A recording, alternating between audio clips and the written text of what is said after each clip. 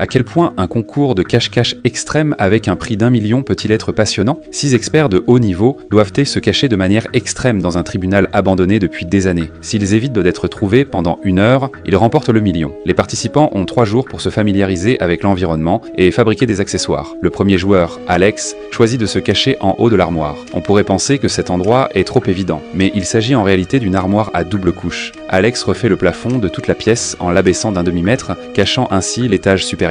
Il crée également une porte secrète dans l'armoire du bas. Même si le chasseur ouvre la porte, il ne remarquera rien d'anormal. Le deuxième joueur, Sam, ne prévoit pas de se cacher dans le bâtiment principal. Il se concentre sur l'auvent de l'entrée, qui fait partie du bâtiment du tribunal. Se cacher dans l'espace interstitiel des avant-toits respecte parfaitement les règles, et en raison de son emplacement particulier, il est peu probable d'attirer l'attention du chasseur. Le troisième joueur, Tony, choisit carrément de descendre sous terre. Il fait fabriquer une marche en marbre sur mesure. Lors des précédentes compétitions, le chasseur avait l'habitude de tapoter pour détecter les espaces cachés. Tony utilise donc du marbre épais cette fois-ci. Son excellente absorption acoustique, combinée à la cachette souterraine, la rend extrêmement sûre. Le quatrième joueur, Max, est encore plus audacieux. Il remarque que l'équipe de production installe toujours une salle de contrôle à l'intérieur du bâtiment, interdite aux cachettes, et que le chasseur ne la fouille jamais. Pour cela, il passe 2 jours et demi à mettre en place un faux studio. Que ce soit l'aménagement intérieur, les équipements de caméra ou même le personnel déguisé, tout est reproduit à la perfection. Ensuite, le cinquième joueur, Jack, découvre un bureau